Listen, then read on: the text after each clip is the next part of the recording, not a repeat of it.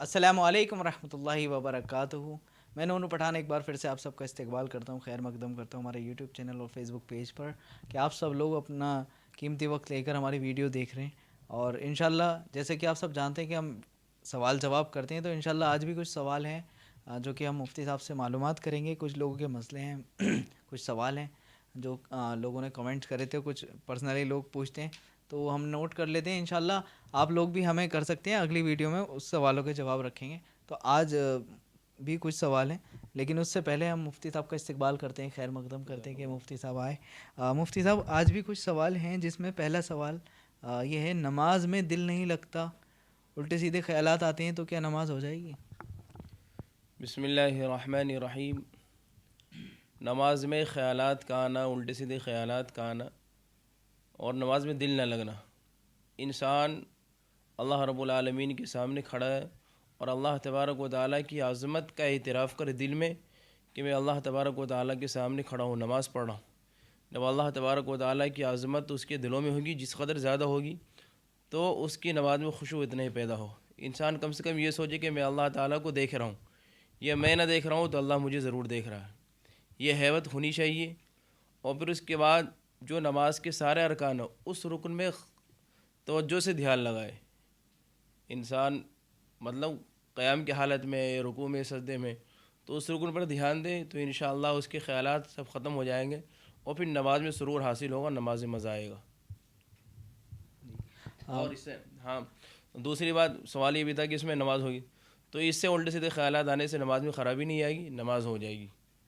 زیادہ تشویش میں نہ پڑیں کہ نماز ہوئی نہیں ہوئی، نماز ہو جائے گی آپ کی، لیکن جب نماز پڑھیں تو اللہ تبارک و تعالیٰ کی عظمت کا اعتراف کرتے ہوئے کہ بھئی اللہ تعالیٰ دیکھ رہا ہے، تو انشاءاللہ اس سے پھر نماز کے اندر جو خیالات آ رہے ہیں وہ سارے خیالات ختم ہو جائیں گے۔ مفتی صاحب ہمارا اگلا سوال یہ ہے، ہاتھ پر اگر ٹیٹو بنا ہوا ہو تو کیا نماز ہو جائے گی؟ دیکھیے، اگر ہاتھ پر ٹیٹو بنا ہوا ہو اور تو نماز ہوگی یا نہیں ہوگی، اس سلسلے میں اگر مان لیا اگر ٹیٹو آپ کا ایسا ہے کہ جس سے اگر آپ اس کو چھڑا سکتے ہیں، ہٹانا ختم کرنا اس کا آسان ہو تو ہٹوا لیں، لیکن اگر کھالوں کے اندر ٹیٹو بنا ہو جس سے دقت دشوار ہو تو مجبوری ہے، مجبوری کے درجے میں کوئی بات نہیں، نماز ہو جائے گی۔ اور اگر وہ ٹیٹو ہٹنے والا نہ ہو، جیسے کھالوں کے اندر گدا ہوا ہو، تو پھر کوشش یہ کرے کہ یا تو اس حصے کو ڈھانپ لے، ڈھانپ لے کسی کپڑے سے، فلاسطینی کپڑے پہن لیں جہاں تک ہو سکے، یا دستانے پہن لیں، چھپا کر کے نماز پڑھیں، نماز ہو جائے گی۔ لیکن اگر ہٹ جائے تو آپ ہٹانے کی کوشش کریں بھرپور۔ جی مفتی صاحب ہمارا اگلا سوال یہ ہے، تعویذ سے پیسے تعویذ وغیرہ بنانے والے کے پیسے جیسے وہ کماتے ہیں، کوئی امام جو تعویذ وغیرہ بنا کے دیتے ہیں ان سے پیسے کماتے ہیں، ان کے پیچھے نماز پڑھنا کیسا ہے؟ دیکھیے، تعویذ وغیرہ بنانا اور اس پر اجرت لینا درست جائز ہے۔ تعویذ بنانے پر قرآنی آیات کے ذریعے اور ادعیہ معصورہ کے ذریعے وہ دعائیں جو جناب نبی کریم صلی اللہ علیہ وسلم سے ثابت ہے، صحابہ کرام سے ثابت ہیں، اور قرآن کریم کے وہ آیات، تو اس سے دعا تعویذ کوئی انسان کرتا ہے تو، اور اس پر اگر کوئی پیسہ لے تو پیسہ لینا بھی جائز ہے، دعا تعویذ کرنا بھی جائز ہے۔ لیکن اگر کوئی شرکی عمل کرے، جیسے عام طور سے سفلی عمل والے، سفلی جو لوگ کرتے ہیں تو وہ شرکی عمل سے کرتے ہیں تو وہ ناجائز ہے۔ اگر کوئی امام یا کوئی شخص ایسا ہے کہ جو قرآن کریم کے ذریعے علاج کریں اور اس پہ پیسہ لے تو لینا بھی جائز ہے، اس کے پیچھے نماز پڑھنا بھی جائز ہے۔ لیکن اگر شرکی عمل کرے تو پھر اس کے پیچھے نماز نہ پڑھے پھر۔ مفتی صاحب ہمارا اگلا سوال یہ ہے، اگر کوئی شخص وطر کی نماز میں دعائیں قنوت کے لیے جیسے تکبیر کے لیے ہاتھ اٹھا دیں، وہ ہاتھ نہ اٹھائے اور ایسی دعائیں قنوت شروع کر دے، تو کیا نماز ہو جائے گی؟ دیکھیے، وطر کی نماز میں تیسری رکعت میں دعائے قنوت کا مسئلہ، دعائے قنوت پڑھنے سے پہلے تکبیر کے لیے ہاتھ اٹھاتے ہیں، تو یہ تکبیر کے لیے ہاتھ اٹھانا، قنوت کی تکبیر جسے کہتے ہیں، یہ سنت واجب نہیں ہے۔ اور اگر کوئی انسان بے دھیانی میں چھوڑ دے، بھول جائے، تو اس کی نماز ہو جائے گی، سنت ہے، سنت کی چھوڑنے پر کوئی سجدہ سہو کی ضرورت بھی نہیں ہے، نماز ہو جائے گی۔ لیکن البتہ یہ ہے کہ سنت کے خلاف عمل ہے، انسان کوشش کرے بھرپور کہ ہر عمل نماز میں اس کے سنت کے مطابق ہی ہو، سنت سے ہٹ کے کوئی عمل نہ ہو، باقی نماز ہو جائے گی، نماز میں کوئی خرابی نہیں آئے گی۔ جی مفتی صاحب ہمارا اگلا سوال یہ ہے، زمین خریدی بیچنے کے لیے تو کیا اس پر زکوٰۃ ہوگی؟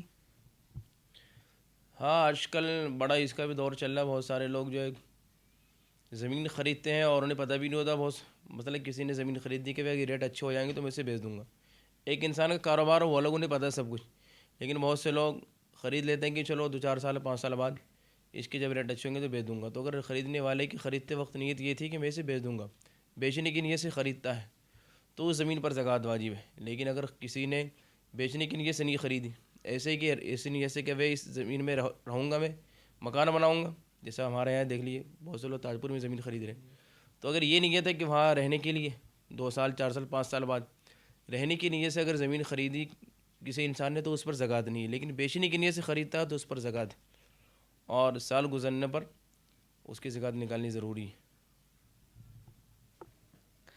مفتی صاحب ہمارا اگلا سوال یہ ہے، تجارتی پلاٹ پر زکوٰۃ میں کس وقت کی قیمت ہوگی؟ یعنی کہ اگر کوئی شخص سوال کا مطلب یہ ہے کہ اگر کوئی شخص پلاٹ خرید رہا ہے، ابھی اس نے مان لیجیے 2 لاکھ کا خریدا اور اگلے سال وہ 5 لاکھ کا ہو گیا، تو زکوٰۃ 2 لاکھ کی دیں گے یا 5 لاکھ پر دیں گے؟ ہاں، یہ سوال بھی اسی سے متعلق ہے. کسی شخص نے زمین خریدی بیچنے کی نیت سے، رہنے کی نیت سے نہیں. یہی اس سے اسی کا دوسرا سمجھ لیجیے، دوسرا جز مان لیجیے. اس وقت پچھلا سوال تھا، اگر کسی شخص نے بیچنے کی نیت سے زمین خریدی تو اب اس کی زکوٰۃ کا مسئلہ کہ زکوٰۃ کب دے. زکوٰۃ تو اس پر ہی، لیکن اس پر جب زکوٰۃ نکالیں گے، زکوٰۃ ادا کریں گے اس زمین کی، اس پلاٹ کی، تو اس دور میں جیسے آج کی تاریخ، ہم نے آج سے 5 سال پہلے زمین لی، 5 سال پہلے آپ بقول آپ کے 2 لاکھ کی زمین لی، آج اس کی قیمت 5 لاکھ روپے ہے. تو قیمت جو زکوٰۃ نکالیں گے آج کے اعتبار سے، آج کی قیمت کے اعتبار سے، یہ نہیں کہ 5 سال. بہت سارے لوگ ابھی ہمارے ساتھ بھی ایک صاحب مجھ سے پوچھ رہے تھے کہ زمین لی تھی پہلے مطلب کوڑی کے بھاؤ میں، اور آج اس پہ بے شمار قیمت ہے، لاکھوں کروڑوں میں. تو لوگ گھبراتے کہ بھائی اتنی موٹی زکوٰۃ بھی نکالنی پڑے گی. بھائی زکوٰۃ نکالنی پڑے گی بات سے، لیکن اللہ نے آپ کو دلوائی بھی تو زمین، آپ نے کوڑی کے بھاؤ میں لی اور آج جو اس کی قیمت کروڑوں روپے ہو گئی. تو حکم تو شریعت کا حکم یہی ہے. اب اس وقت آپ سوچیں گے کہ بھائی جو ہم نے خریدی تھی اس کے اعتبار سے زکوٰۃ نکالے، تو یہ عمل ناجائز ہے. بیچنے کے اعتبار سے جس ریٹ میں آج بیچیں گے، جو آج کی قیمت ہے، اسی قیمت کے اعتبار سے اس زمین پر زکوٰۃ نکلے گی. مفتی صاحب ہمارا اگلا سوال یہ ہے، جس کی رکعت نکل گئی ہو اور امام صاحب پر سجدہ سہو واجب ہو تو کیا وہ سلام پھیرے گا امام صاحب کے ساتھ یا نہیں؟ دیکھیے، جس شخص کی رکعت نکل گئی ہو اسے مسبوق کہتے ہیں. شریعت کی اصطلاح میں، فقہ کی اصطلاح میں مسبوق، جس کی رکعت نکل گئی ہو، چاہے 1 رکعت نکلی 2 رکعت نکلی. اب مسبوق کا حکم یہ ہے کہ اگر کسی مسبوق امام صاحب کے ساتھ تھا جس کی رکعت نکل گئی ہو، امام صاحب سے نماز میں کوئی غلطی ہوئی، امام صاحب سجدہ سہو کریں گے، تو حکم یہ ہے کہ پہلے سلام پھیرے ایک طرف. اب جب امام صاحب اگر سلام پھیرے تو جس کی رکعت نکل گئی مسبوق، وہ سلام نہ پھیرے. جو امام صاحب کے ساتھ شروع سے ہی شریک ہیں، پہلی رکعت سے شریک ہے، وہ تو سلام پھیر کر کے سجدہ سہو کریں گے. لیکن جس کی رکعت نکل گئی وہ سلام نہ پھیرے، بغیر سلام پھیرے سجدہ سہو کرے. امام صاحب سلام پھیرے تو وہ انسان بیٹھا رہے، جب سجدے میں جائے ان کے ساتھ سجدے میں جائے، اس سے پہلے سلام نہ پھیرے. جی مفتی صاحب ہمارا اگلا سوال یہ ہے، راستے میں جنازے کو دیکھ کر کھڑا ہونا چاہیے؟ دیکھیے، راستے میں جنازے کو دیکھ کر کھڑا ہونے کے بارے میں ہمارے ذہن و دماغ میں یہی ہے، لوگ کھڑے ہو جاتے ہیں. تو معلوم ہونا چاہیے کہ پہلے یہ حکم تھا، کھڑے ہونے کا حکم تھا، لیکن بعد میں یہ حکم منسوخ ہو گیا اور یہ حکم ختم ہو گیا. تو آج اگر کوئی کھڑا ہوتا ہے تو اس کو ضروری سمجھ لینا کہ بھائی جنازہ آ رہا کھڑا ہو جانا، یہ ضروری نہیں ہے. یہ آپ کے اوپر ہے، آپ چاہے تو کھڑا ہو یا چاہے تو نہ کھڑا ہو. حکم پہلے تھا، کھڑا ہونے کا پہلے حکم تھا، بعد میں منسوخ ہو گیا حکم. مفتی صاحب ہمارا اگلا سوال یہ ہے، خودکشی کرنے والے کے جنازے میں علماء کا شامل نہ ہونا کیسا عمل ہے؟ یہ بڑا اچھا سوال ہے. خودکشی کرنے والے کے جنازے میں علماء کا شامل نہ ہونا بڑا اچھا عمل ہے. بلکہ حکم یہ ہے کہ علماء، ائمہ، جو امام حضرات ہیں، جو علاقے کے بڑے بڑے عالم ہیں، ایسے لوگوں کی جنازے میں شریک نہ ہو، ان کے لیے حکم یہی. کیونکہ خودکشی کرنا بہت بڑا گناہ ہے. خودکشی یعنی سوسائڈ کرنا بہت بڑا گناہ ہے، اور گناہ کبیرہ ہے.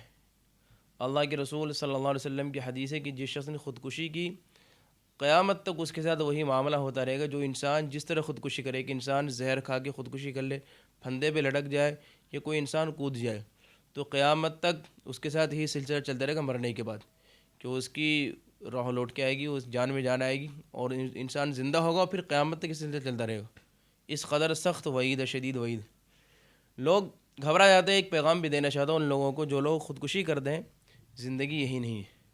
آپ کو کہیں کامیابی ملی کہیں نہ ملی، کامیابی ملی تو اچھی بات ہو، کہیں ناکامی ملی تو آپ اس کو ناکامی کو یہ سمجھنے کہ اب زندگی میری ختم ہو گئی، یہ سراسر بیوقوفی والی بات ہے۔ اگر آپ کو کسی کام میں یا کسی مقصد میں کسی مشن میں کامیابی نہیں ملی تو آپ یہ نہیں سمجھیں کہ میری زندگی ختم ہو گئی۔ زندگی آپ کی باقی ہے، جب آپ کی موت آئے گی قدرتی موت، وہ اس موت کا انتظار کریں، نہ کہ آپ اپنے ہاتھوں سے اپنی زندگی کو ختم کر لینا۔ اسی بنا پر یہ اللہ کا عذاب ہے ایسے شخص کے لیے کہ قیامت تک یہ سلسلہ چلتا رہے گا۔ لوگوں کو پتہ ہے کہ اس پر عمل پر گناہ بھی ہے، لیکن کہتے چلو ہم وہاں برداشت کر لیں گے۔ دنیا کی تکلیف انسان برداشت نہیں کر رہا، جبھی تو انسان خودکشی کر رہا ہے۔ اگر دنیا کی تکلیف برداشت کر لے تو خودکشی کیوں کرے گا، سوسائڈ کیوں کرے گا؟